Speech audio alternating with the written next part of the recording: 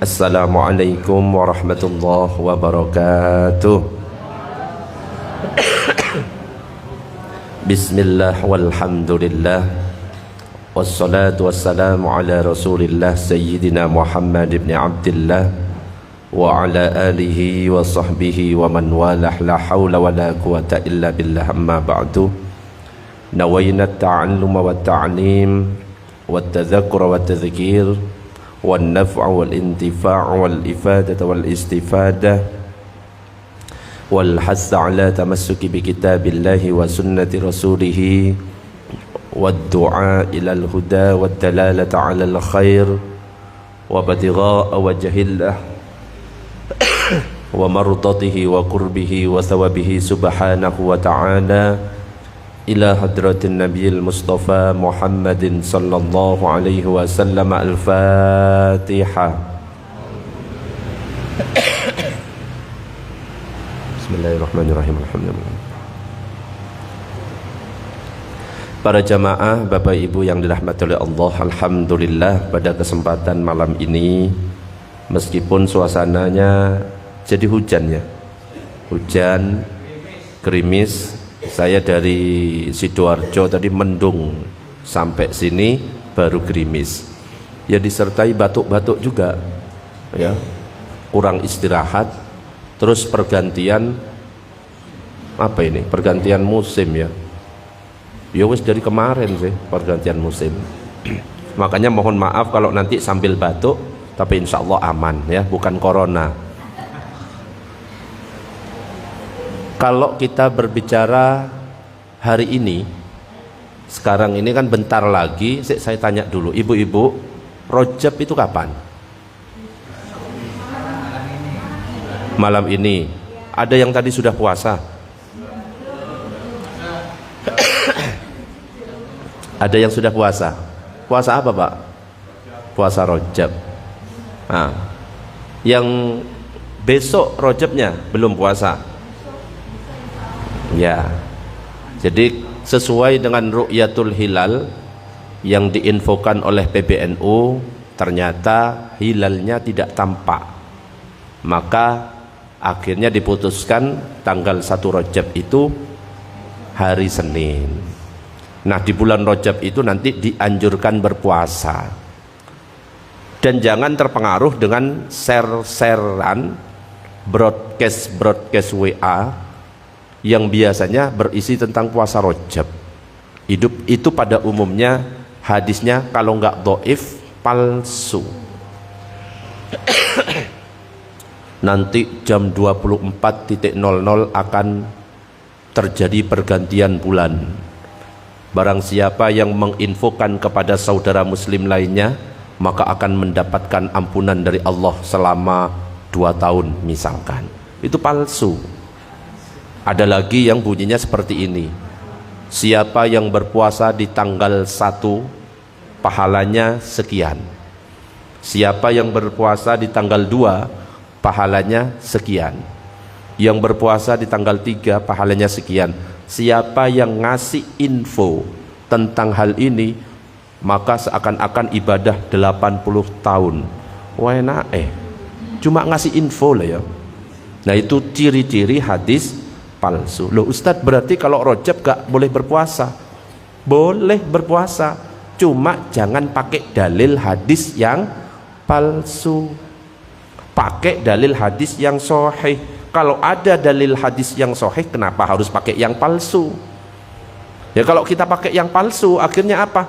Jadi senjata makan tuan.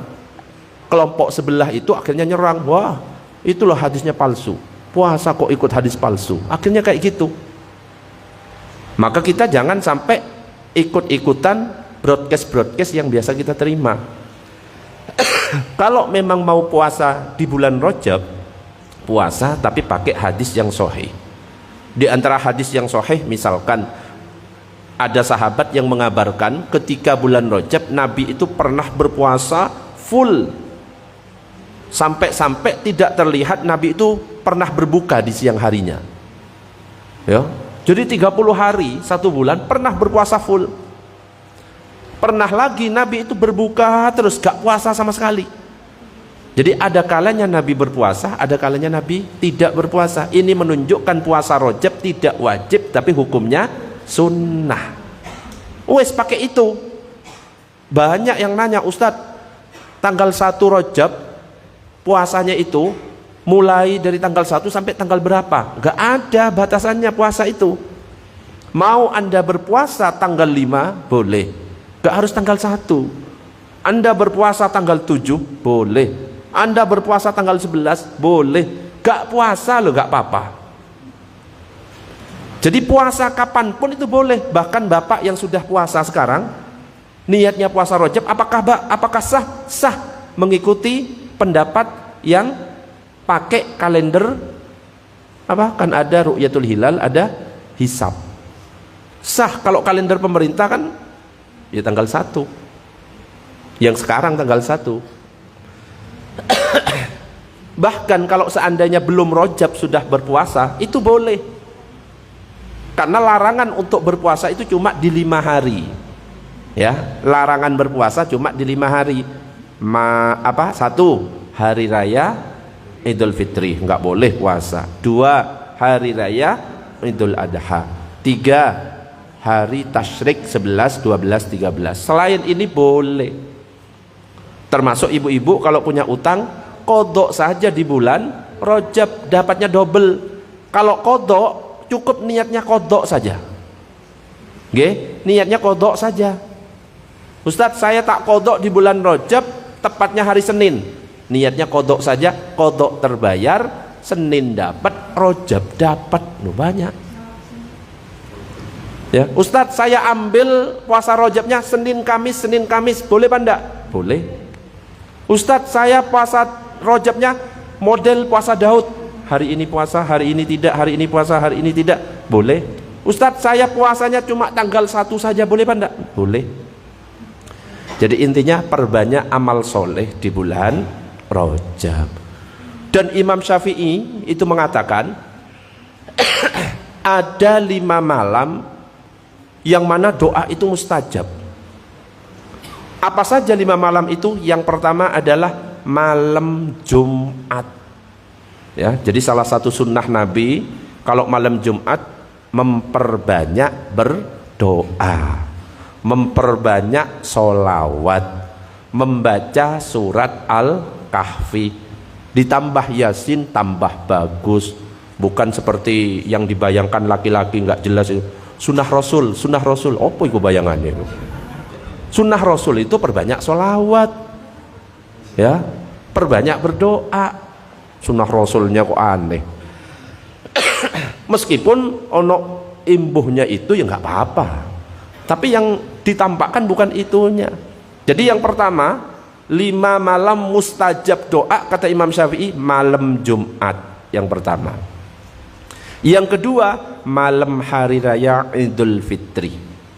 Yang ketiga malam hari raya Idul Adha. Yang keempat malam nisfu Sya'ban. Makanya kalau malam nisfu Sya'ban kita ngumpul baca Yasin doa. Kenapa? Malam mustajab itu. Yang kelima malam pertama bulan Rajab sekarang. Malam mustajab, maka perbanyak doa. Nggak usah aneh-aneh, Ustadz, saya mau sholat apa? Sholat sunnah Rajab. Gak ono sholat sunnah Rajab. Malam nisfu Sya'ban, Ustadz saya sholat kalau malam nisfu Sya'ban, sholat apa? Sholat malam nisfu Sya'ban, gak ada. Jangan aneh-aneh, itu justru bid'ah. Jangan terpengaruh dengan yang di-share gak jelas, tanyakan dulu. Ya, sholat sunnah Rajab gak ada. Sholat sunnah nisfu Sya'ban gak ada. Tapi kalau misalkan kita sholat sunnah sesuai yang sudah diajarkan oleh Rasulullah, disampaikan oleh para ulama, sholat hajat di malam Rajab boleh, sholat tasbih di malam pertama bulan Rajab boleh, sholat tasbih di malam nisfu Sya'ban boleh. Jadi jangan ngarang-ngarang. Ya, kadang-kadang kita itu terlalu rajin ibadah sampai ngarang-ngarang. Sholat nisfu Sya'ban, sholat wakih pokoknya. Ya, akhirnya bid'ah semuanya, dituduh oleh sebelah akhirnya. Nah, kalau saya itu kalau salah ya salah. Kalau benar, ya benar. Siapapun ya. Allahumma shalli ala sayyidina Muhammad. Itu sekilas tentang masalah Rajab. Jadi insya Allah sekarang malam 1 Rajab berdasarkan ru'yatul hilal dari PBNU. Besok bagi yang mau berpuasa silahkan, yang nggak berpuasa juga silahkan, yang mau qadha silahkan. Oke. Nah sekarang kita akan melanjutkan kajian sebelumnya tentang masalah sholat. Sudah kita bahas tata caranya, mulai dari niat, takbiratul ihram sampai salam. Nah sekarang amalan-amalan yang biasa kita lakukan sebelum sholat, dan kadang-kadang banyak yang kita tinggalkan. Banyak di antara kita yang tidak mengamalkan, justru memilih yang tidak afdol. Jadi ada amalan yang dianjurkan oleh Rasulullah sebelum kita melaksanakan sholat, yaitu berdoa antara adzan dan iqamah. Dan ini waktu mustajab. Bahkan kalau seandainya ada pilihan, coba bapak-bapak milih mana? Baca Al-Quran atau doa ketika antara azan dan iqamah? Pilih mana? Baca Al-Quran utama, doa utama. Tapi masalahnya kalau ada pilihan, pilih yang mana? Doa. Kalau doa ada perintah khususnya dari Rasulullah, ad-du'a bainal azani wal iqamati mustajabun. Doa yang dibaca antara azan dan iqamah mustajab. Artinya apa? Dikabulkan oleh Allah. Fad'u, maka berdoalah kalian. Adapun kalau Al-Quran bisa setelah sholat, ya. Jadi pilih yang memang dianjurkan oleh Rasulullah. Makanya kalau misalkan antara azan dan iqamah, idealnya lakukan sunnah-sunnah. Berangkat dari rumah, ketika masuk masjid atau musola masih ada waktu lama, qobliyah dulu. Kalau masjid, tahiyatul masjid. Habis tahiyatul masjid, qobliyah. Kalau masih ada waktu tunggu, doa, angkat tangannya antara azan dan iqamah. Termasuk untuk yang biasanya pujian, habis azan jangan langsung pujian, sempatkan qobliyah dulu. Oke? Di qobliyah itu, di sholat itu lengkap itu sudah. Baca Al-Qur'annya ada, baca tasbihnya ada sholawatnya, ada doanya. Sempatkan. Ada kadang-kadang sebagian masjid, sebagian musola habis azan langsung. Ada kan? Jangan langsung. Sholat qobliyah dulu. Habis qobliyah mau pujian, boleh silakan. Kalau bisa pujiannya pilih yang mengandung doa. Kenapa? Antara azan dan iqamah itu ada anjuran untuk berdoa. Ya, jangan yang enggak ada doanya.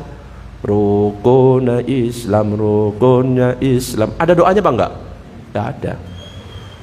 Pahala enggak? Ya pahala, mengingatkan. Cuma eman kita meninggalkan keutamaan berdoa. Contoh yang berdoa apa? Astaghfirullah. Doa apa enggak? Rabbal baro. Ayo batuk iki lanjut. Minal Rabbi ilman nafi'a wa wafiqani amalan salihah. Pilih yang ada doanya, itu lebih afdol. Ustadz yang lain, Rabbana ya Rabbana Rabbana zalamna anfusana wa illam wa tarhamna lanaku. Pujian sekaligus doa, mengingatkan kalau sudah mau iqamah sekaligus dia berdoa, dapat keafdolan juga karena nanti ada hukum pujiannya sendiri ada. Sholawat apakah termasuk doa? Termasuk doa. Allahumma sholli ala sayyidina Muhammadin tibbil qulubi wa dan seterusnya. Nanti lah sholawatan terus iki ya. Jadi usahakan bagi yang azan sholat qobliyah, baru kalau mau pujian pilih yang ada doanya, itu yang afdol. Allahumma sholli ala sayyidina Muhammad. Dan jangan lupa ketika habis azan usahakan berdoa, Allahumma rabba hadhihi da'wati tammah wassalatil qaimah ati sayyidana Muhammadanil wasilah wal fadilah wasyarafah, dan seterusnya. Jangan sampai lupa. Oke? Dan ketika terdengar azan jangan sampai lupa juga. Kita dianjurkan untuk mengikuti apa yang diucapkan oleh muadzin, kecuali di kalimat hayya 'alas shalah hayya 'alal falah. Maka jawabannya adalah la haula wala quwata illa billah. Kalau yang lainnya ikuti. Termasuk ketika di dalam kamar mandi seperti yang saya sampaikan dulu, tetap jawab. Cara jawabnya gimana? Di dalam hati. Atau cara yang kedua, ketika sudah keluar kita jawab sendiri, Allahu Akbar, Allahu Akbar, Allahu Akbar, Allahu Akbar. Dijawab. Itu sunnah. Bahkan kalau misalkan kita baru datang ke dalam masjid lagi azan, jangan langsung duduk, jangan langsung sholat, supaya dapat kesunahan semuanya. Jawab azan dulu. Habis jawab azan, sholat tahiyatul masjid dulu. Mau qobliyah dulu. Doa lengkap insyaallah. Allahumma sholli ala sayyidina Muhammad. Jadi salah satu kesunahan yang bisa kita lakukan antara azan dan iqamah adalah berdoa. Sebelum saya lanjutkan sampai di sini, ada pertanyaan, monggo Bapak Ibu. Pertanyaannya gak harus ini. Masalah sholat balik lagi tetap boleh, okay? Bebas pertanyaannya itu. Ini cuma tema tambahan saja. Oke, kalau ada pertanyaan, monggo Nizam ditempel dulu Zam, biar masuk.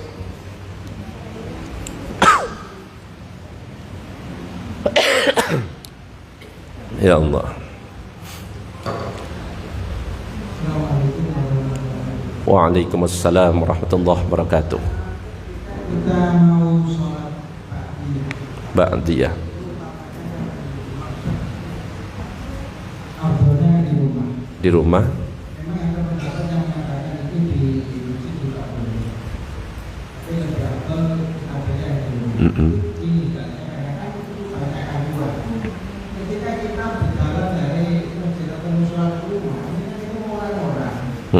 Apalagi saya ini kan RT, kadang-kadang dipanggil ngomong-ngomong. Nah, kemudian apakah boleh itu apakah sebuah gangguan atau apa masih boleh untuk sholat? Iya ya.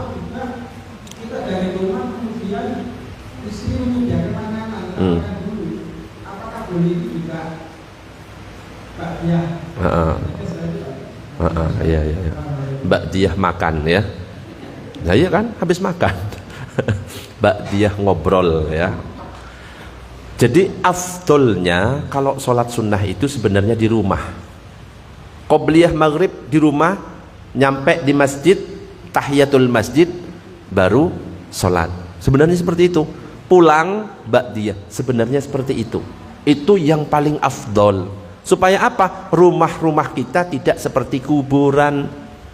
Tapi kadang-kadang kalau kita mau pulang, kadang-kadang gangguannya banyak. Gak diganggu ya anak, kadang-kadang minta antar, istri kadang-kadang ngajak belanja, betul? Apalagi ketua RT ya, di stop orang, disuruh mampir, diceramai, diprotes dan lain sebagainya. Nyampe rumah makanan sudah siap, kalau misalkan ditinggal istri marah, kan kayak gitu kan. Makanya apakah boleh Ustadz kalau misalkan supaya tidak terganggu saya sholatnya di masjid atau musola? Boleh. Cuma kalau memang lebih aman, yakin tidak terganggu, yang lebih afdol di rumah. Apakah boleh di masjid? Boleh. Syaratnya supaya lebih afdol lagi, kalau misalkan di masjid pindah tempat, di mana kita sholat fardu pindah. Supaya apa? Memperbanyak tempat sujud. Karena nanti di akhirat tempat yang pernah dijadikan sujud oleh kita akan bersaksi nanti di akhirat. Makanya kalau bisa jamaah ini harus pernah merasakan sholat di setiap tempat sujud di sini. Pak Sukaji sudah pernah semuanya diurut semuanya. Di tempat wanita ya jangan. Ledak, kalau bisa jadikan pernah kita. Jangan sholat jamaahnya. Kalau jamaah itu kan yang lebih awal, soft pertama itu yang lebih afdol. Sholat sunnah mojok situ, sholat sunnah situ. Dicoba mulai besok situ sebelahnya. Pernah minimal akan jadi saksi semuanya di sebelah sana, ya. Di luar situ, gak apa-apa, ya. Atau di tanah-tanah situ yo, dikira iki Pak Sukaji wis gak jelas agak lain. Ya cok aneh-aneh ya. Termasuk di rumah, kalau bisa pernah dibuat sujud semuanya kecuali di toilet. Mulai dari halamannya. Karena apa? Nanti akan memberikan saksi nanti di akhirat. Tapi ya sholat sunnah kalau di rumah ya. Tahajud misalkan bangun jam 1 malam, saya tak di halaman dulu, pindah sini. Pindah sini. Halaman sudah selesai, pindah halaman tetangga. Diamuk. Ya nggak usah terlalu ekstrim ya. Itu. Gitu Pak ya? Monggo Bah, di mic Bah, biar masuk Bah.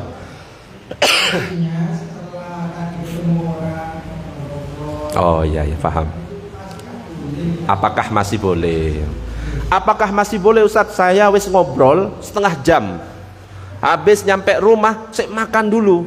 Jadi saya sholat ba'diyahnya jam 8 malam. Apakah boleh? Boleh. Ya, Abah misalkan sholatnya Isya sekarang, ba'diyahnya nanti jam 12 malam, boleh. Kenapa? Ba'diyah itu masanya, waktunya adalah selama waktu sholat masih ada. Ya, jadi selama waktu sholat masih ada, itu ada ba'diyah di situ. Kadang-kadang ada yang bertanya, Ustadz, saya boleh nggak sholat sunnah qobliyah subuh? Di masjid itu sudah selesai sholatnya jamaah, tapi saya bangunnya jam 5 kurang seperempat. Apa boleh sebelum saya sholat subuh qobliyah dulu? Boleh. Kenapa? Masih waktu sholat subuh. Jadi tidak tergantung di masjid. Kalau masjid sudah selesai terus qobliyah kita hangus, enggak. Awali qobliyah baru sholat. Boleh. Oke, ada pertanyaan yang lain? Monggo.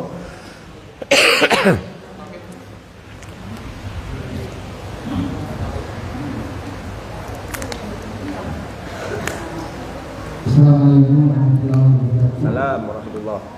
Terima kasih Ustaz. Tadi telah menjelaskan masalah sholat sunnah taubat, hajat dan Tasbih. Ustaz ya. Untuk itu saya untuk amalannya atau mungkin tata cara atau mungkin juga wiridan dan berdoa setelah sholat. Ya. Terima kasih. Assalamualaikum warahmatullahi wabarakatuh. Waalaikumsalam warahmatullahi wabarakatuh. Jadi sebenarnya nanti ada bab fikih sholat tahajud, fikih sholat duha, fikih sholat tasbih, fikih sholat taubat, fikih sholat hajat. Itu ada pembahasannya masing-masing. Mulai dari niat plus doa-doanya. Cuma karena ditanya, saya singgung sedikit. Okay? Doanya itu sebenarnya bebas. Ada doa yang ditulis oleh ulama. Ya, kalau kita mau baca boleh, tapi kalau nggak hafal, tapi biasanya banyak nggak hafalnya, karena doanya beda dengan yang biasa kita baca. Boleh dengan doa kita itu bebas, namanya doa itu. Allah itu cuma merintahkan kepada kita, ud'uni astajib lakum. Wis minta apa saja, bebas. Nah tentang pengamalannya nanti akan dijelaskan. Sholat hajat minimal berapa rakaat akan ada pembahasannya. Berapa rakaat sholat hajat? 2. Bahkan ada yang mengatakan 4 tapi mazhab yang lain. Ada yang mengatakan 12 tapi pendapat imam lain. Tapi mayoritas ulama 2. Sholat taubat berapa rakaat minimal? Bukan minimal, memang 2 rakaat. Sholat tasbih berapa rakaat? 2 apa 4? Yang nggak jawab nggak pernah sholat tasbih. Kelihatan. Sholat tasbih itu ada 4. 2 rakaat salam, 2 rakaat salam, di dalamnya itu ada 300 totalnya, 300 tasbih. Nanti itu akan dibahas plus prakteknya. Tapi yang sabar ya, yang sabar. Cuma saya bahas. Kalau malam dilakukannya 2 rakaat salam, 2 rakaat salam. Kalau siang apakah boleh dilakukan? Boleh. Anjurannya 4 rakaat langsung salam. Nanti akan dibahas. Bahkan nanti saya bahas juga sholat dalam keadaan perang. Ya, siapa tahu nanti musola Darul Mukminin perang sama siapa, kita sambil sholat. Ya, ya kita latihan nanti. Ya, hah? Perang batin. Allahumma sholli ala Sayyidina Muhammad. Ada pertanyaan, monggo. Monggo Ibu silakan. Zam dibantu Zam.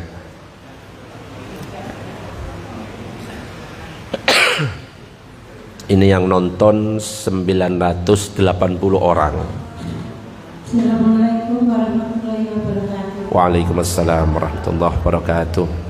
Mau tanya yang lain Pak Ustaz? Oh boleh. Saya pernah ada makanan jatuh. Makanan jatuh. Nah, terus saya tunggu orangnya enggak hilang lagi. Hukumnya bagaimana Pak Ustaz? Ada makanan jatuh, kemudian Orangnya enggak ada, enggak lihat lagi. Terus hukumnya bagaimana? Kalau dimakan bagaimana? Bagaimana? pemilik makanan itu. Yang nemu. Oh yang nemu.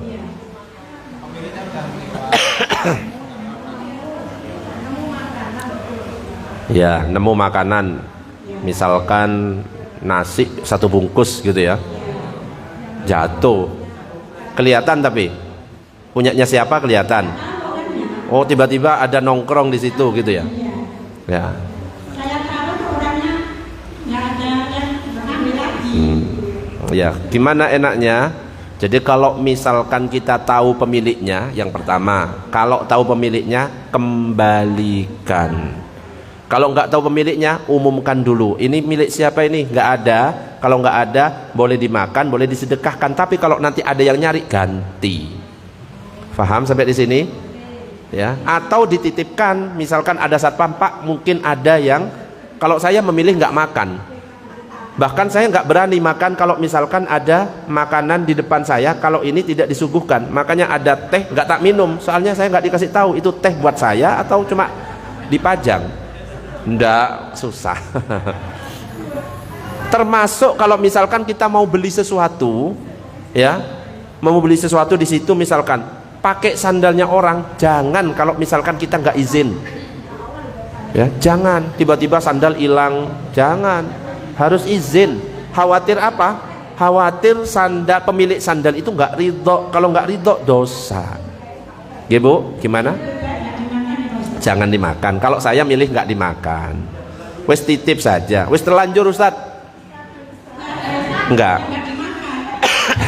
Nggak dimakan, ya. Ya itu tadi pilihannya.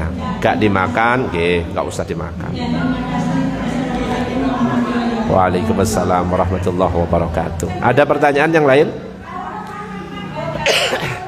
Pakai mic, monggo. Mangga jatuh di jalan kita ambil, ojo diambil, kembalikan.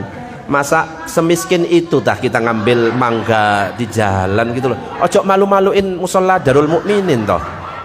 Masa cuma masalah itu akhirnya ribut sama tetangga. Jangan khawatir apa? Gak ridho. Khawatir pemiliknya tidak ridho. Wes kembalikan aja. Gak usah alasan loh. Ini loh jatuhnya di halaman saya. Gak usah alasan gitu. Kalau gak ridho, ribut pasti dengan tetangga. Wes kembalikan aja. Oh mangga lah cuma 20.000. Kalau gak punya uang tak kasih. Ngono ae. Ngambil mangganya orang. Ngisin-ngisin ae. Oke, ada pertanyaan? Ada yang mau protes? Monggo. Oh, monggo Mbak, silakan Mbak. Salam warahmatullahi wabarakatuh. Tentang kalimat. Kalimat itu tahlil sama tahlilan. Perbedaannya. Yang kedua, kan ada namanya Pak Sore Pak Soleh dipanggil Pak Saleh, Muhammad dipanggil Mat.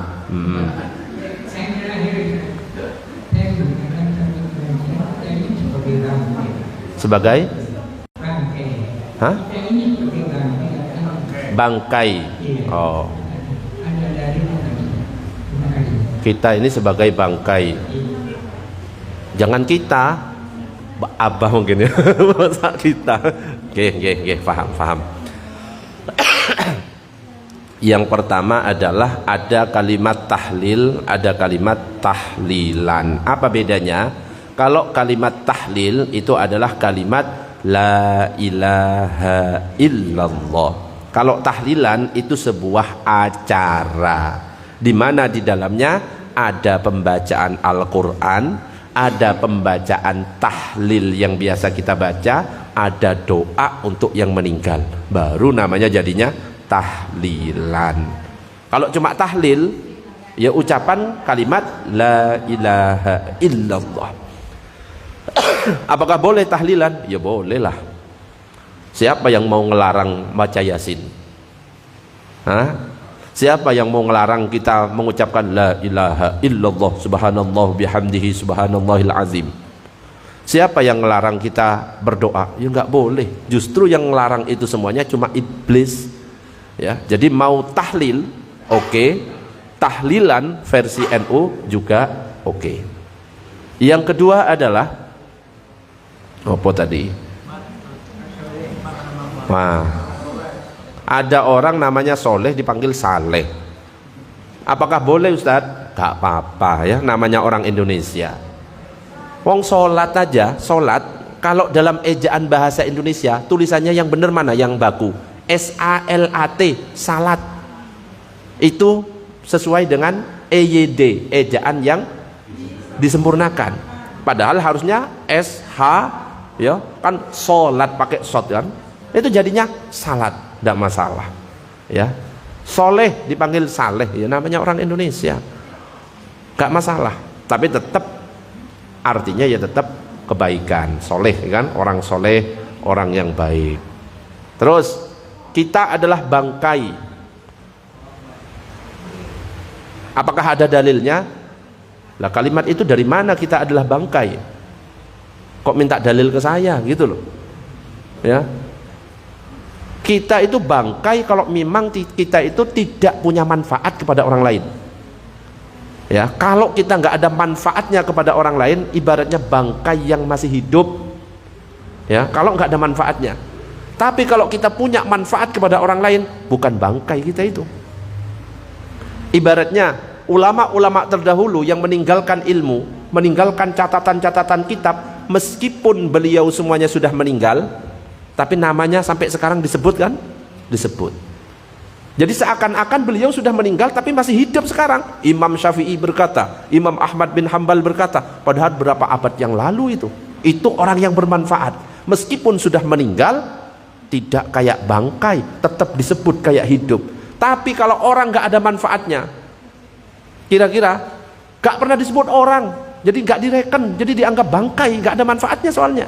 Makanya kalau bisa kita itu jadi orang yang bermanfaat. Oh ini loh Pak ini minta tolong ini, oh Pak ini, berarti kita masih dianggap hidup. Lah kalau kita orang lain ada kegiatan ini, kita nggak dibutuhkan, ada kegiatan ini nggak dibutuhkan. Makanya kita itu sebagai warga, sebagai manusia, ya kita harus menjadi makhluk sosial. Jangan menyendiri. Ada kadang-kadang kelompok, kalau bukan kelompoknya gak mau kadang-kadang ngumpul. Ada apa enggak? Ada. Ada juga ibu-ibu kalau bukan bestinya gak diajak omong. Mana orangnya? Teko? Oh no. Kalau bukan bestinya dikeluarkan dari grup, bahkan dalam grup buat grup sendiri. Ada itu emak-emak biasa ya. Biasanya kerudung merah. Ono ta? Oh ya ono. Enggak, contoh. Tapi ya benar. Allahumma shalli ala sayyidina Muhammad. Ada pertanyaan? Monggo, ada pertanyaan silahkan. Lanjut dulu ya. Lanjut. Allahumma shalli ala sayyidina Muhammad. Yang berikutnya adalah tentang pujian. Jadi nanti akan ada pembahasan pujian, mengusap wajah, cara ngusap wajah ya. Soalnya kan ada yang mengatakan nggak boleh ngusap wajah setelah sholat, bid'ah, ada kan? Nanti saya ajarkan cara ngusap wajah yang sunnah seperti apa. Juga menjabat tangan setelah sholat. Assalamualaikum warahmatullahi wabarakatuh. Assalamualaikum. Jabat tangan yang pernah ditanyakan kemarin, nanti akan dibahas dalilnya. Juga posisi imam ketika zikir, ngadepnya ke arah mana, itu nanti akan dibahas ya. Yang jadi imam Pak Sukaji dan yang lainnya, jangan ngadep kiblat terus nanti. Kalau sudah dibahas langsung dipraktekkan. Jadi ada kalanya ngadep jamaah, ada kalanya ngadep ke utara. Kapan menghadapnya nanti ada caranya juga ya. Tapi langsung dipraktekkan biar nggak lupa. Biasanya kalau nggak dipraktekkan lupa biasanya. Oke, kita bahas dulu yang pujian. Allahumma shalli ala sayyidina Muhammad. Oke. Tentang pujian kita harus fair, karena memang di masyarakat kita itu ada yang mengatakan gak boleh pujian, itu mengganggu, itu bid'ah. Ada. Nah kalau kita itu tidak pakai pendapat yang mengatakan seperti itu. Kita mengatakan sunnah hukumnya pujian. Kenapa?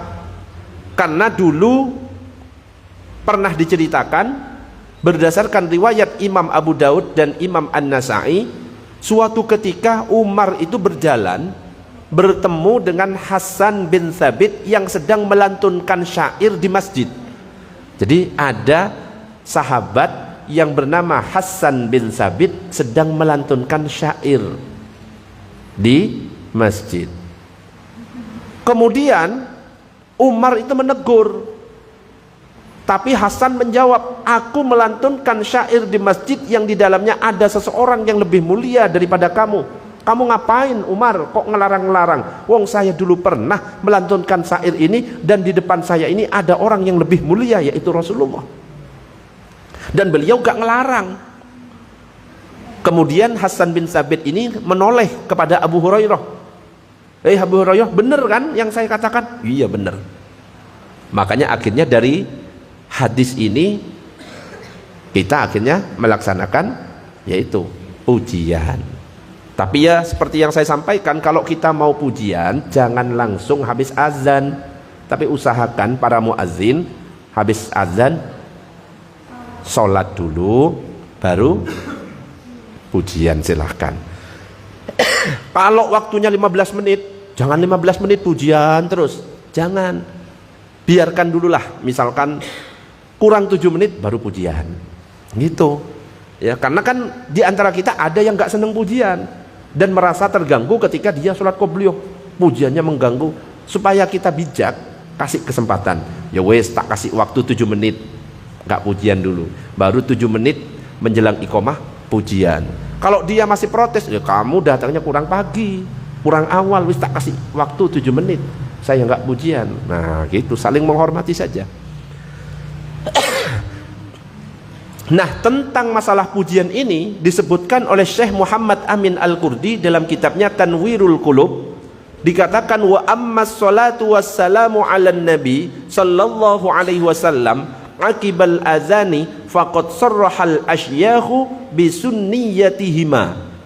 Adapun membaca solawat dan salam atas Nabi setelah azan, kalau dalam bahasa Jawa itu adalah pujian, para masyayikh menjelaskan bahwa hal itu hukumnya sunnah. Wala yashukku muslimun fi annahuma min akbaril ibadat, dan seorang muslim tidak ragu bahwa membaca solawat dan salam itu termasuk salah satu cabang ibadah yang sangat besar. Wal jahru bihima wa kaunuhuma ala manaratin la yukhrijuhuma anis sunniyati. Adapun membacanya dengan suara keras dan di atas menara, itu pun tidak menyebabkan keluar dari hukum sunnah. Jadi hukumnya sunnah, cuma kita harus ngatur. Karena ada juga di antara saudara kita yang gak seneng ada pujian. Kita harus bijak. Makanya jangan langsung, tadi saya sampaikan, wis kasih jeda dikit, kalau sudah kurang 5 menit baru pujian. Jadi orang-orang sudah nandakan, oh ini wis pujian berarti kurang 5 menit gitu. Allahumma shalli ala sayyidina Muhammad. Oke, sebelum dilanjut sampai di sini ada pertanyaan, monggo. Kalau ada pertanyaan. Belum? Nah, monggo Bah, silakan Bah.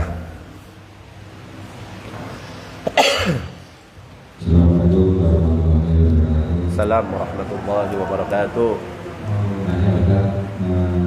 Apa keutamaan sholawat yang pembuka acara tadi? Masalahnya setiap ada dulu dimanapun itu sholawatnya pakai sholawat itu. Terima kasih.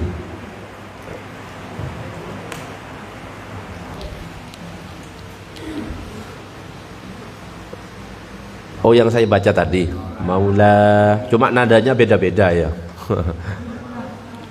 Apa keutamaannya? Kalau ada majelis di dalamnya nggak dibaca sholawat, maka kata Nabi itu akan akan menjadi bahan penyesalan bagi orang yang hadir. Bahkan Ibnul Jauzi itu mengatakan kalau ada orang berkumpul di dalamnya nggak ada sholawat, maka ketika dia meninggalkan tempat itu akan meninggalkan bau yang lebih busuk daripada bangkai. Makanya saya ajak sholawat sekaligus nizam siap-siap, saya juga sambil masang, sambil ngecek sudah masuk suaranya. Itu pun juga pahalanya besar. Apa? Supaya kita nanti mendapatkan syafaat dari baginda Nabi Muhammad sallallahu alaihi wasallam. Kita nggak pernah kenal dengan kita nggak pernah ketemu dengan Nabi. Caranya supaya Nabi itu kenal kepada kita, ya dengan kita nyebut-nyebut namanya. Karena ketika kita nyebut namanya, maka langsung salam dan sholawat kita itu disampaikan kepada Nabi secara langsung. Si fulan, langsung disebutkan. Ini menyampaikan sholawat dan salam, langsung, oh ya siap, gitu. Langsung disampaikan itu. Makanya kalau ada sholawat, dikatakan dalam kitab Tanqihul Qaul, man sholla ala nabi, siapa yang bersolawat kepada Nabi, wa rafa'a sautahu, dan mengangkat suaranya, wajabat lahul jannah, maka wajib baginya surga. Kalau ada solawat, suaranya dikencengin. Maulaya sholli wa sallim dan seterusnya. Nah, kalau saya memang tiap ngaji, ya cirinya saya tak baca solawatnya gitu nadanya. Kalau yang lain kan ada Maulaya sholli wa sallim daiman abada, macam-macam. Bahkan ada yang solawat yang lain, Bah, ya. Baca solawat nariyah ada, baca solawat Ibrahimiyah kaono ya. Kalau tasyahud akhir baru baca. Gitu bagi. Allahumma sholli ala sayyidina Muhammad. Ada pertanyaan, monggo Bah, silakan Bah.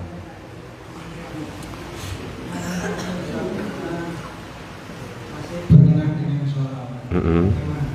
Kalau kita ini bersolawat, tapi berarti juga tertentu. Artinya ketika sembilan urusan kelar sebagainya. Padahal perintahnya kan kita disuruh bersolawat kepada Rasulullah. Bagaimana Ustaz? Ya. Karena kadang-kadang gini, jadi banyak kami melihat mobil di jalan sholawatin aja. Melihat di sampai sholawatin aja. Kalau Ustaz yang bilang begitu. Iya, Ustadz Yusuf Mansur. Nggak boleh kita sebut ya, UYM, Ustadz Yusuf Mansur. Iya kan?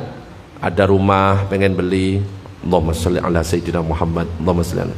Ada cewek cakep, Allahumma sholli ala. Yo cok ya, Allahumma sholli ala.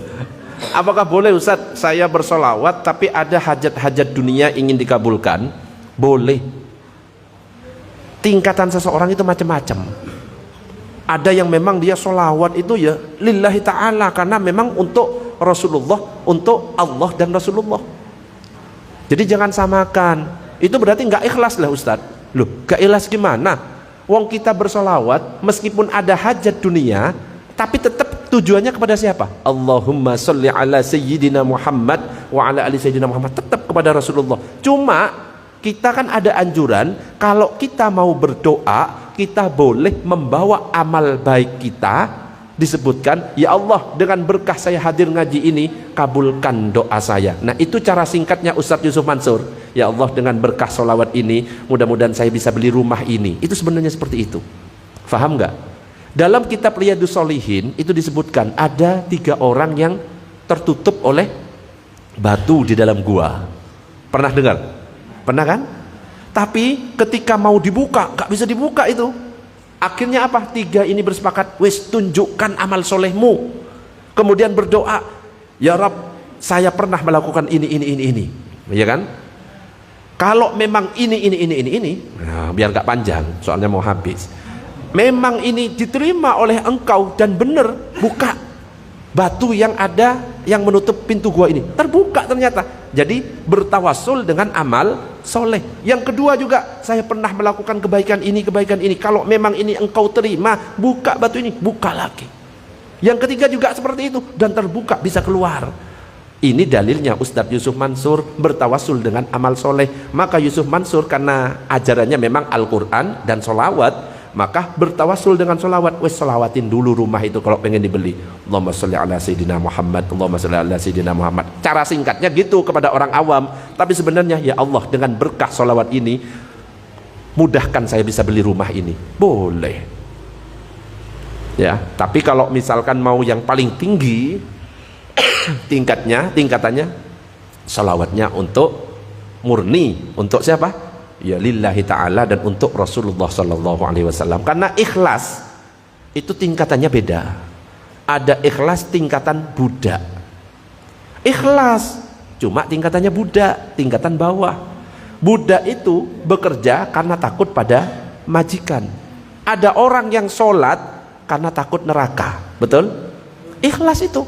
Karena dia sholatnya tetap usolli fardhu dhuhri arba rakaatin mustaqbilal kiblati lillahi ta'ala, tetap lillahi ta'ala. Cuma ada embel-embelnya, saya takut disiksa. Maka ikhlasnya tetap ikhlas, kriterianya tipe budak, tingkat bawah.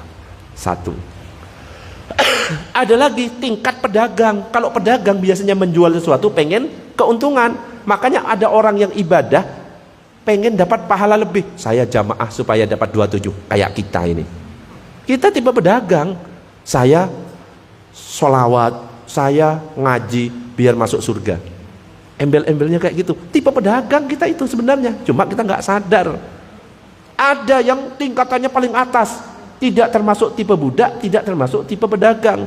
Dia sholat, dia ibadah bukan karena takut neraka, juga bukan karena surga. Lillahi ta'ala. Mau nanti diletakkan di mana? Sakarpe Allah. Pokoknya saya ingin mencari ridho Allah. Ini tingkatan para wali.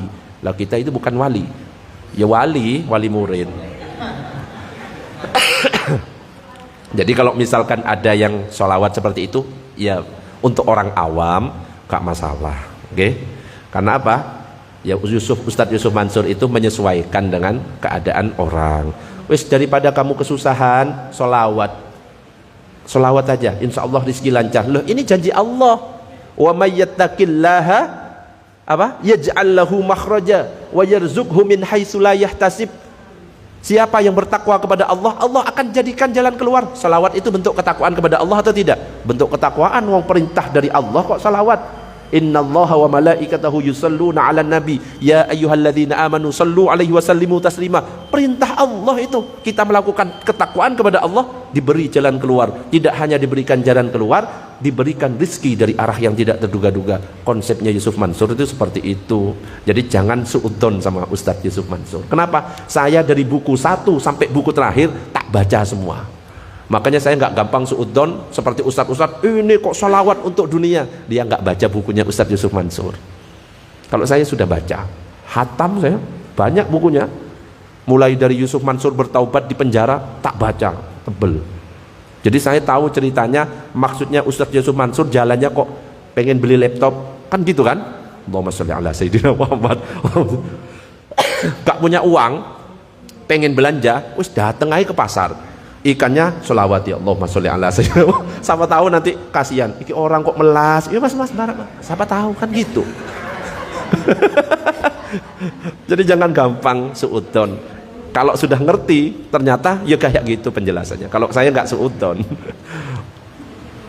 Wes, cukup. Belum, gimana kok isok belum iku lho. Wes ngundang ibu-ibu ditunda. Ya.